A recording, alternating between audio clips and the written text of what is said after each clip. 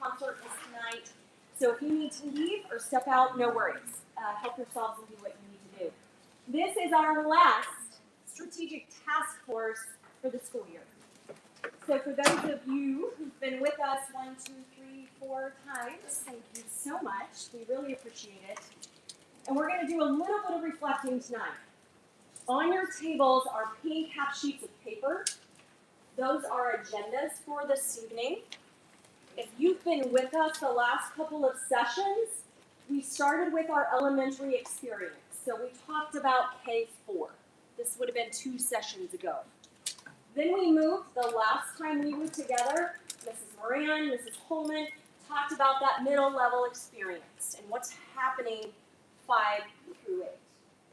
Tonight, Mr. Wagner is going to share what's happening at the 9 through 12 level, at our high school level. We will have then covered K-12. So one of our objectives this evening is for you to learn more about the high school. Then I'm going to jump back. If you remember, if you were with us last time, we spent a few minutes, 3 minutes maybe, talking about what the state of Indiana is expecting us to do in K-12. We focus primarily on the middle level. We're going to expand that and talk about K-12. And I'll give you more details on that in a moment. That's our second objective, is to make sure that we hit on not only what we're doing in Franklin schools, but what is the state of Indiana expecting us to do, and what happens in November of this year. Then we're going to pause and reflect on those last 3 sessions, and at that point you are welcome to go, or you can participate with some ideas on the walls, and I'll explain that in a moment. Our next meeting is not until September, and we will talk about special ed at that session when we come back in the new school year. All right. Again, thanks for being here. There are waters and cookies and chips, very healthy, and candy at your tables around the room, so please help yourselves. Enjoy each other. If you do not know the individuals at your table, take 30 seconds and say hello. Introduce yourselves if you haven't done that.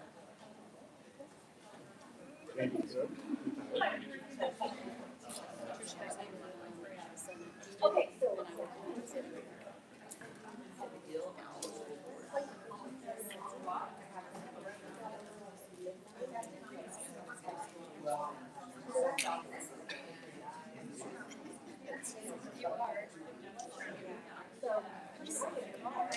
We're in separate buildings right now.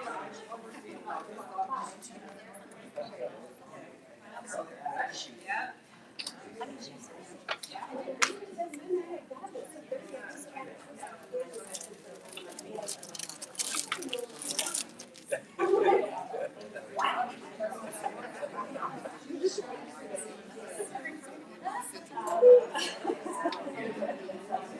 thank you very much. Please welcome the members of our conversation as they arrive. With that, we are going to welcome Mr. Wagner. Thank you. Thank you, Dr. Borland. Thanks, Matt. Appreciate the cool plug. By far, the lowest turnout of these meetings so far. I don't know whether to take offense to that or be relieved by that. But we'll do what we can, right? All right, so I wanted to kind of start out by just first of all saying that as I sat down thinking how am I going to present the high school experience tonight, I thought about Rita's presentation, Cheryl's presentation, how they did a fantastic job the last time we met, and I'm thinking, how the heck do I meet that standard that they just set for these presentations? So I try to think about how do we explain the high school experience in a way that maybe kind of puts it in a different perspective, or maybe use a metaphor or something like that. So what I came up with was to think of it like building a ship in a dry dock, because in many ways it's very similar to that. We take ships, i.e. the students, and we take them from dry dock and we prepare them for voyage, for going off into life after high school. So we're going to kind of look at things through that lens tonight as we talk about the high school experience. So when you're building a ship, most ships typically start with the same thing, laying the keel. The keel is the foundation. It's the basic spine of the ship. It's basically what everything builds around when you're building a ship. So as we think about how that relates to the high school experience, it kind of relates to those 9th graders coming into high school and a little bit into their 10th grade years that what we're really focusing on is building those foundational skills for those kids and getting those foundational courses done that they have to complete. So that way, as they go on through high school, they can start taking more specialized and advanced courses, and they're going to take them into life after high school. So we're going to first dig a little bit into what that 9th and 10th grade experience is like. So when we talk about the academic foundations that we're trying to build, what we're really talking about are those early graduation requirements. And you all have at your tables some printouts. One of them is the set of graduation requirements. So I'm going to refer back to that document throughout the presentation here tonight. So when we talk about the early graduation requirements, what we're mainly focusing on for those 9th graders and a little bit of 10th grade when they come into the high school is trying to knock out the things like Algebra 1, English 9, biology. For many kids, geography gets thrown in there as well too. So it's trying to get some of those really basic foundational graduation requirement courses done during our 9th grade, sometimes 10th grade year. And yes, many kids come into the high school already having some of those things done, like algebra, for example. We have a lot of middle schoolers that get algebra done at the middle school level. But for the most part, most kids are still trying to get those foundational courses done when they come in as 9th graders, so that's what we focus on. But we also take a look too when they come in as 9th graders at trying to get the students to be prepared for what is going to come later in their high school experience. And by that I mean getting them started on a track, whether that's a college track or a career and technical education or CTE track. But oftentimes we try to get them started on both. And the reason for that is because 9th graders, honestly, for the most part, don't really know yet what they want to do after high school. They're still trying to figure life out. And so we want to make sure we set them up for success with whatever path they choose to take once they get that figured out. We don't really like to pigeonhole kids into one track when they come into 9th grade just because they change their minds all the time. It's not uncommon for a student to come to their counselor during their 9th grade or even 10th grade year and tell their counselor, hey, I came in thinking I was going to go to college, but now I saw this really cool thing about plumbing, and that's what I want to do. So that's the track I want to go on now. Or vice versa. Sometimes they come in thinking, college is not for me. I'm not a college kid. And then by the end of their sophomore year, they realize, hey, that course I took with Mr. Lewis about engineering was really cool. I want to be an engineer. And they realize that means probably going to college. And so they then reverse course, and now we have to put them on that college track.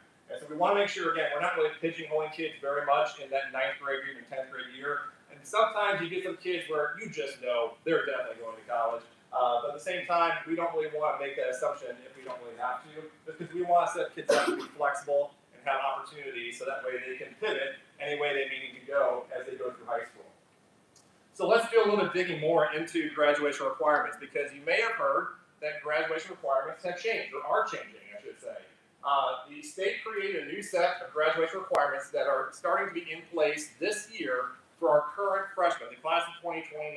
They are going to be under the new graduation requirements, which, as I mentioned, you have that document in front of you. And that document also shows comparisons between the old set of standards, known as the Core 40, which many of you probably are familiar with if you've had a student that's gone through high school recently, or maybe even some of you yourselves graduated with a Core 40 diploma. So it shows you kind of the differences there that the state has come up with between the old and the new. And so I've just highlighted a few of the differences for you so you don't have to figure it out yourself as you look through those comparisons. Some of the additions that they've added to the new graduation requirements are that all students have to take and pass a computer science course. And most of them are going to accomplish that by taking what's called our Computing Foundations course. That is one that's also offered at the middle school, but they don't get it done down there. We still offer it at the high school as well. Personal finance, this is another one they've added now too as a graduation requirement. This one's actually kind of a funny requirement because it's actually required for current sophomores, but the way the state wrote the law, it doesn't say they have to pass it, they just have to take it. But now it is a requirement they have to pass it as a credit for the current freshmen and all their classes beyond this point that will be coming in high school under the new set of requirements. We're also doing a little thing with personal finance because if you notice on that document, by the addition of computer science and personal finance to all the other requirements, they've actually now added 2 additional credits that students have to earn a diploma. So it used to be Core 40 is called that because there were 40 credits they had to earn. Now it's 42. And so that's going to obviously take up more space in kids' schedules. So one thing that we're going to try for next year is we're actually taking economics and personal finance, and because there's a lot of similarities between the curriculum of those 2 courses, we're combining them into one, so kids will get 2 credits for taking that one course. And that's something a lot of other schools are also going to be using as well. And that's, again, just to try to free up the student schedule, so that way they're not having more space taking up in their schedule with these new requirements. It allows for more flexibility in their schedule to do other things they may want to do that are related to the different career tracks they may be on. Some of the reductions in the new requirements, world language. Used to be you had to have 2 years of world language to graduate from high school. Now that's no longer a requirement. But to get to college, most colleges do require 2 years of world language. So a lot of our students will still take at least 2 years of a world language, but it'll be mostly because they're getting ready to go to college, not because the state's saying they have to.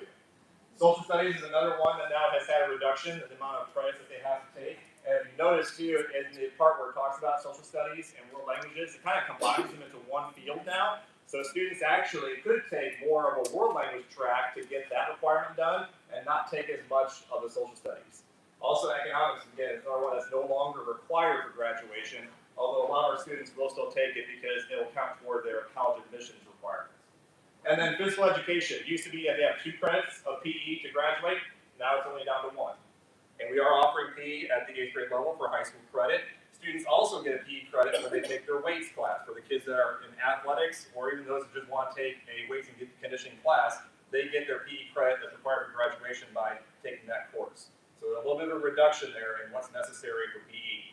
Also, math and science have a lot more flexibility built into what you can take to meet the requirements for graduation. And this really was the key piece, in my opinion at least, and probably if you ask anybody at the state level when they designed this, what they were trying to get to was creating more flexible options for students on how they're going to graduate high school, recognizing that not every kid is going to college or wants to go to college. Not every kid is made to go to college. A kid can become a very successful electrician, never step foot in a college class, and make a heck of a lot of money in their life. And that's okay. It really is. We don't have to have everybody going to college. And the state finally started to accept that. And so they wanted to have more flexibility in the graduation requirements to reflect the idea that students are going to have different career paths and different ways that they're going to go about life, and that the high school experience should reflect that as well. And so that is why they really built in a lot more flexibility into these requirements. So with math, for example, as you'll see on that document, Algebra 1 is now the only math requirement, specific course requirement, that kids have to take. After Algebra 1, they can then take just about any other math course that the state allows. And so again, trying to build in some flexibility for students. They don't necessarily have to take geometry anymore. They don't necessarily have to take Algebra 2 anymore to graduate from high school. And I can tell you, for any math teachers in here, Algebra 2 is the one we really, really struggle to get kids through to get that core 40. So giving them more flexibility has made it more, well, I would say easier, but in some ways it is for students that are not on that college track. They don't really need that Algebra 2 course to become a plumber or to go work in construction, build houses. So that's just one example of how the state's trying to build in that flexibility. It's same with the science too. Kids are required to take biology. After that, the doors are kind of opened up a little bit as to what they can do to knock out those science requirements. So flexibility was a key piece in what the state was trying to accomplish when they developed these new course or graduation requirements. There's a lot more we can dig into those, and we're going to do a lot more of that here when we get later in the presentation, talking about the 11th and 12th grade levels as well. So again, talking about building those foundations with students when they come in as high schoolers, and obviously academic foundations are important, but also soft skills foundations are just as important. And that is one thing that we really, really see right now that our 9th graders coming in as high schoolers are really struggling with, is the soft skills. We started a committee last year. Mr. A. House, our former principal, pulled together a lot of educators in our building, and we looked at the problem. Kids are not completing homework. They're failing Algebra 1. They're failing English 9. And what's going on? Well, what can we do about this? And so we talked over the course of several meetings looking at this problem, trying to identify where's the problem coming from and what can we do about it. And some of the things we identified are really, it's the soft skills. It's not that they're not learning enough material in middle school, that they're then coming into high school as failures. That's not necessarily the issue. It's their organization, time management, making sure they know what assignments are due tomorrow and how much time it's going to take to do an assignment, whether they have to give themselves more than one night to do it. These are things that we literally are having to train them to figure out for those kids that really struggle to understand that when they come in as 9th graders.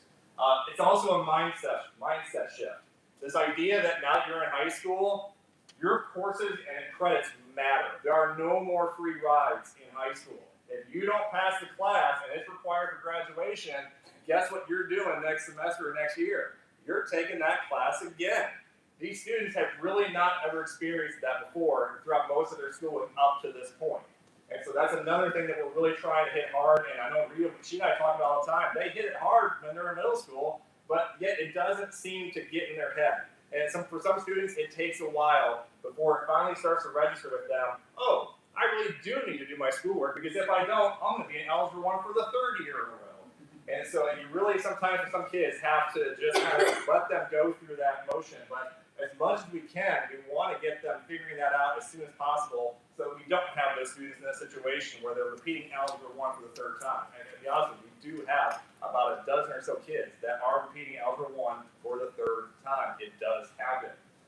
So what we've done about that is during our coach period, think of it like a homeroom. For those of you that maybe had a homeroom when you were in high school, we have dedicated time during coach period, and we have ninth graders that are divided into coach periods, and we try to do as small numbers as we can for those groups. But they work throughout the year on those soft skills. We have different mini lessons that we have the coach teachers deliver to the ninth graders, and then we also have a group of ninth grade mentor students that then get pushed out into those ninth grade coach classes to work with the ninth graders to continue helping them to develop those soft skills, teaching them how to use maybe Google Calendar, how to use reminders on your phone, whatever it takes to get those kids to remember that they've got a homework assignment due tomorrow, to make sure that they're not forgetting and they're getting it done, so that way we can get them through those foundational courses in the early years of high school. So once we do get them through that phase, and we get to the 11th and 12th grade levels, comparing again to the shipbuilding idea.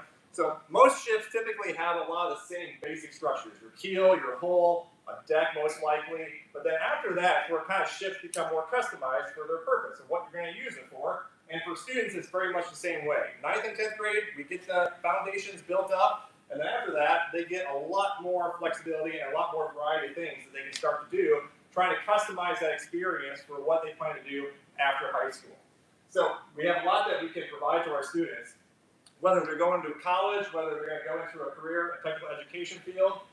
We have a lot of college prep courses. We offer what's called the Indiana College Core, and that is where if students take enough dual credit courses and the right kinds of dual credit courses while they're in high school, they earn, we abbreviate it as the ICC. And basically what that means is they can go to any public university and many private universities in the state of Indiana, and they are done with their gen ed requirements when they get there. They don't have to take any gen ed requirements when they get to that college if they completed the ICC while they were in high school. For students that are not planning to go to college and they have more of a vocational mindset, what they want to do, we offer about 30 different CTE pathways at the high school. When you combine what we offer here at Franklin plus what's offered up at C9. So there's a lot of variety, a lot of options there of what's available for students if they plan to go the vocational route. We also have a lot of work-based learning opportunities, and I can tell you that this is something the state is really, really pushing right now. And I think Dr. Clendening maybe mentioned this in a previous meeting, that if the state had their way, students, their junior and senior years, would be spending more time out of the school building than in the school building, because they really want students to start getting some of those real-world learning experiences from the workplace to prepare them for what they're going to be doing after high school. And so we have a program called the Co-op, where we have kids go out during the school day, sometimes in the morning, most often in the afternoons, where they get to go to places of business and do internships or do maybe it's a part-time job that they have, and they're learning different skills by doing that. Next year, we are looking at having over 100 seniors that will be taking co-op next year. It's going to be a record for us. We've never had over 100. And so that's just telling you, number one, how popular it is with our students. They really enjoy having those real-world experiences out in the workplace. But also, again, too, it's what the state's really wanting us to do, is to push these kids out of the classrooms and get into those workplaces so they can see what it's like and start building those work skills. Also, too, the state requires that all juniors take the SAT during their spring of their junior year. And so that's another component we have as well as we prepare kids for college. As we look back onto the graduation requirements on the other side of that page, you'll see that there's a new way the state has redesigned the honors tracks. So under the Core 40, we had academic honors diploma, and we had technical honors diploma, and they've now reinvented that, again, keeping an idea of how every student has a different track that they plan to go on after high school. Some going to college, some going straight to the workplace, maybe some go to the military. And so they developed their 3 honor seals based on those 3 common tracks that pretty much most students are all going to take. So if they're going to go the college route, they have what's called the enrollment seal. And in many ways, the enrollment seal for the honors is the basic requirements of what college admissions want to see from a student to be admitted into college. Then there's the employment seal. And that is obviously focused more on for those students that are going to go straight into the workforce, or maybe go to a trade school for a brief time before going into the workforce after high school. And then there's the enlistment seal, and that, as you can imagine, is designed for the kids that are planning to go into the military or maybe become a first responder, police officer, firefighter, EMT of some nature. So they've got those 3 different categories now for how students can earn an honors diploma. And then in addition to that, they've developed what's called the Honors Plus category, Honors Plus seal. And it's just taking, again, those 3 categories and then adding additional layers on top of those to really show that those kids have gone above and beyond and excelled throughout their high school experience to earn those Honors Plus seals. The state is working a little bit on how to incentivize kids to go for that plus seal. For example, on the enrollment plus seal, any students that complete that honor seal, they are automatically admitted to any public university in the state of Indiana. Now, one caveat to that is you're admitted. That doesn't mean you might be admitted into the college or program that you want to be in. For example, it may mean a kid gets admitted to Purdue, but if that student wants to go into the Purdue College of Engineering, which is, as many of you know, very difficult to get into, they may not be immediately admitted into that particular program. They would just be admitted as a general admission student, and then they'd have to kind of figure out or work their way into those colleges or specific colleges they want to get into. So just one little quick caveat on that point that some people don't quite catch when the state touts that as a thing that they're very excited about. The other categories that they really haven't developed yet or come out with any examples of what they're going to do to incentivize the students to go for the employment plus seal, the enlistment plus seal. There's been some rumors or talks about maybe some businesses would promise kids that they'd get an interview or a sign-on bonus, things like that, but they haven't quite formalized any of those yet. So far, the enrollment seal is the only one, the plus seal, I should say, is the only one where the state has actually come up with a formalized incentive for students to try to achieve the plus seal. As we know, academics are very important, and to make sure kids can get all their requirements done is very important. But we also want to make sure that as kids go through high school, that we're developing strong individuals, people who are going to be good citizens by the time they leave high school. And we want to make sure we celebrate when they do great things. And so we've got a lot of ways we do that in high school. I just highlighted a few of them here on this slide. We brought back this year the honor roll. We had every 9 weeks we give out the honor roll award for students that have either all A honor roll or AB honor roll. Make sure that we also let parents know too when their child has earned that. State walks, if you've ever been to high school during a state walk, it's a pretty cool experience for kids that have achieved the ability to go to some state competition, whether it's in athletics, performing arts. The academic teams here are getting ready to do theirs as well. We have the kids basically line up in the halls, all the kids that are not participating, they all line the halls from one end of the building to the other, and those students that we're recognizing walk through that kind of like, corral of all these kids throughout the halls, and they're all applauding and cheering. It's always a fun time to do that, to recognize those accomplishments. The SAGE Award, which has been around since 2006, stands for Set a Good Example, and it's for seniors that have been nominated by teachers for consistently showing all the great qualities of what we want a student to be through their hard work, their dedication, kindness, generosity, things like that. So those students get nominated, and then we celebrate them at the end of the year, which we'll be doing next Monday. And then another one we just recently started is called the Great Grizzlies.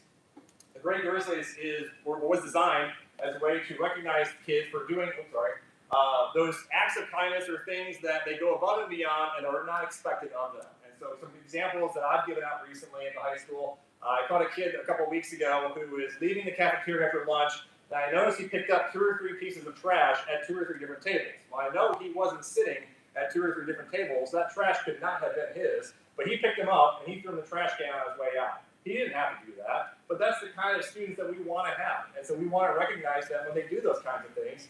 And so that's why we created the Great Grizzlies Recognition Program. So all of our teachers have little tickets that say Great Grizzlies on them. And anytime they catch a kid doing something that goes above and beyond, they hand them that ticket, they can take it down to the office, they get a little prize, and they're in a drawing for a bigger prize that we're going to get out here at the end of this year. We've got a 50-inch TV, we've got some Bose headphones, some AirPods, a couple other things I think that our deans just went and picked up. that we'll be giving out in the drawing for those students that have earned a Great Grizzly ticket so far this year. So, the one thing Dr. Clendenning had asked us to share with you all when we presented was what keeps us up at night. And I asked him, can I say everything? He said, no, Ryan, you can't say everything. So I had to narrow it down. The first one is definitely how do we keep those 9th and 10th graders on track? It is a big challenge. It really is. We always have those kids that we are going to be fine. We know no matter what, they're going to be okay. They've got great supports at home. They've always done well in school coming up to this point. We know they're going to be okay. It's those other kids, and it's a good chunk of them, to be honest with you, that we really struggle sometimes to get them through those early years. And so that is one thing that we're constantly trying to think about. What else can we be doing to help these 9th and 10th graders to make sure that they don't fall through the cracks? Because it does happen quite often, all too often. The next one. This was a hard one for me to put on there, but it's an honest truth. The drugs. It is a problem. I'm not going to lie. And it's not a Franklin problem. Please understand that. It is not a Franklin problem. It is a societal problem. Center Grove has this problem. Whiteland has this problem. Carmel has this problem. I guarantee it. They don't want to admit it, but they have this problem. We met with the narcotics team from Johnson County Sheriff's Office last week. And they gave us a presentation on the latest trends in drugs, and specifically the things that are most likely going to end up or could end up in school. Pardon my French, I was scared shitless. I was. The edibles, that is the thing that keeps me up at night. These candies that look like any other candy you can buy on the store shelves, Skittles, gummies, you name it, that any kid could be offered, and it may look just like a Skittle, but they have absolutely no idea what's on it. If they didn't buy it, they don't know. And our kids, unfortunately, sometimes make the mistake of taking it, and now we've got EMT at the high school. It happens. It's not just Franklin. Please understand, it's not a Franklin problem. This is a much bigger problem, and we really need a lot of help. And the schools are doing everything we can to tackle this. But it's not just a school problem. We have got to get help from communities. We've got to get help from law enforcement. We've got to get help from the state. Or this is going to continue to just eat away at our schools. It is scary. It really is. And lastly, how do we support our teachers?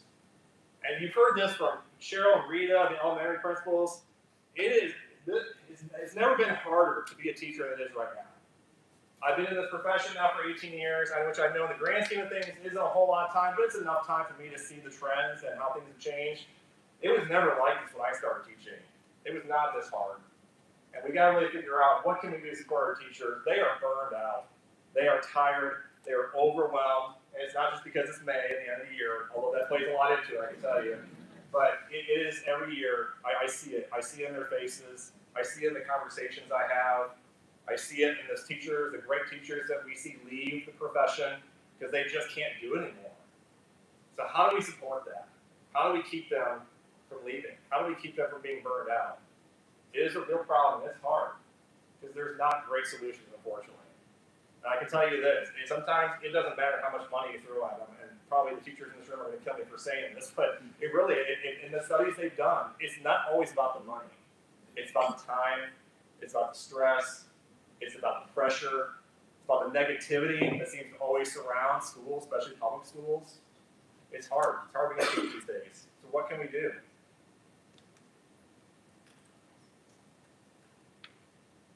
So, by the time that students reach their senior year for graduation, we say, bon voyage. And we hope that ship floats when it leaves dry dock. We hope it floats for a long time. But that's why we're here, right? We want to make sure we're creating these students the opportunities to where they can be successful, not just in high school. That's not what it's all about. They can be successful in high school, that's great. But are you going to be successful after high school? That's what it's all about at the high school level. We're trying to make sure that they are ready for the voyage, that they're going to be able to have a good life. And that's why we're here. So, thank you all. Appreciate it. So let's pause for a moment. What questions do you have for Mr. Wagner? I don't have a question, but I appreciate the emails the parents got on it. I feel very disconnected by attending to my school, so that's nice. Thank you. Thank you. It's great. What languages are taught in high school? Currently, we teach Spanish and French. Just those two? Just those two. The with the new diploma here, is physical science no longer going to be a requirement for graduation? When you say physical science, you mean Physics or ICT? so if the lab science requirement. That's one way they could satisfy that by taking chemistry. So there's that lab science component that they have to take, and so certain courses satisfy the lab science component. So chemistry could be that, or it could be other courses. So it depends on which one they want to take. That's one of the key changes, Matt, from the Core 40 is they've created flexibility in those courses. So Mr. Wagner mentioned you no longer have to take geometry and algebra 2. What's interesting is every student has to sit for the state assessment, which is, do you all remember what the high school state assessment is? SAT. So it's the SAT. The SAT mathematics section relies heavily on algebra 2 and geometry. So it's a fascinating conundrum that we've gotten Don't ourselves get me into. started. That our state assessment relies heavily on courses that students are no longer required to take, and every student has to take that course. So it's really kind of interesting how what we're getting ready to talk about overlaps with some of what's changed and what we're doing at all of the levels, really. But before I get into that, other questions or comments? On your employment, you mentioned trying to get these juniors and seniors out into the community to work. We have a lot of opportunities here in Franklin. But can you give us an example or a couple of examples of businesses that are partnered with us already, or ones that you're working to get partnered with? Yeah, and honestly, most of the kids actually find their own internships or part-time jobs that they use for that. But we do have a lot of other companies around the area that we work with to find some employment. Actually, Katie Smith, where you at? Saw you somewhere. So one great opportunity we've actually just developed with the creation of the Cub Academy building. We're going to have some of our students actually that are part of the early education pathway going out to the Cub Academy to get some real world experience there, work-based learning experience at the Cub Academy. So that's one opportunity we're excited about too. We're starting this year. Nicole, do you want to talk about Emerson Hauser?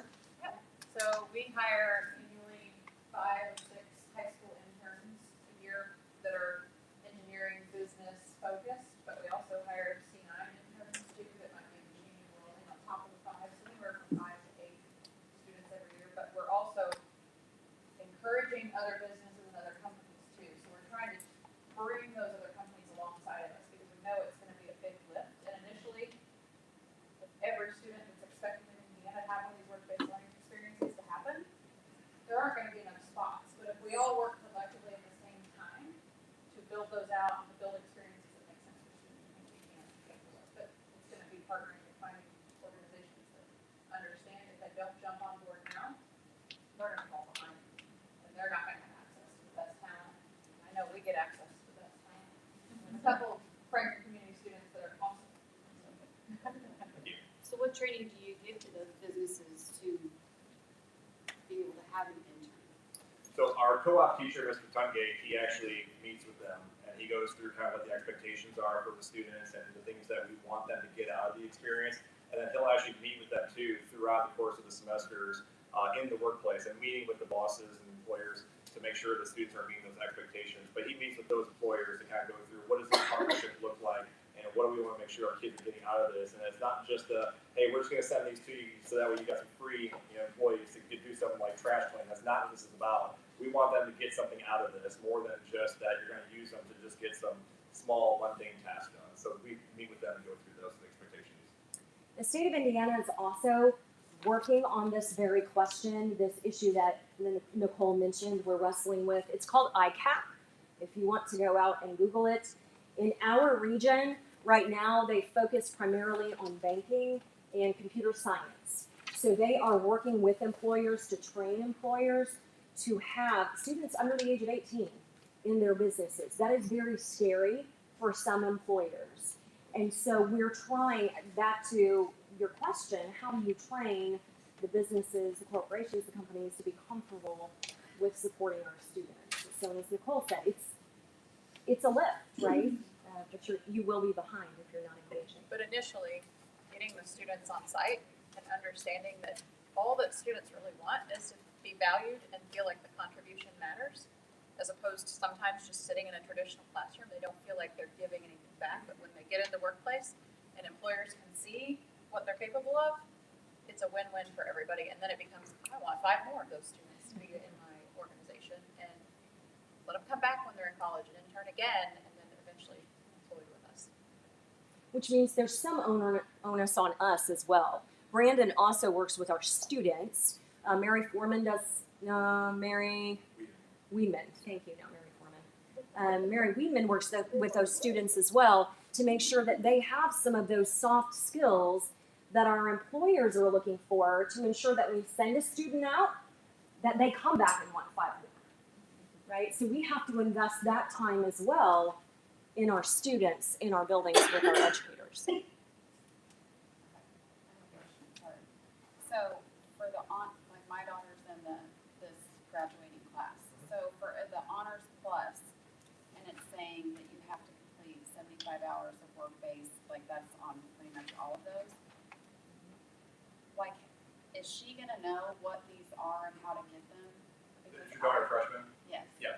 So when she meets with her counselors, and then that's the path that she's chosen, or that's the path that she gets set on, then they'll go through these expectations and requirements with them and let them know, okay, here's how we're going to set you up for the next 2 or 3 or 4 years to make sure that you can achieve that. That's what you want to achieve. Okay.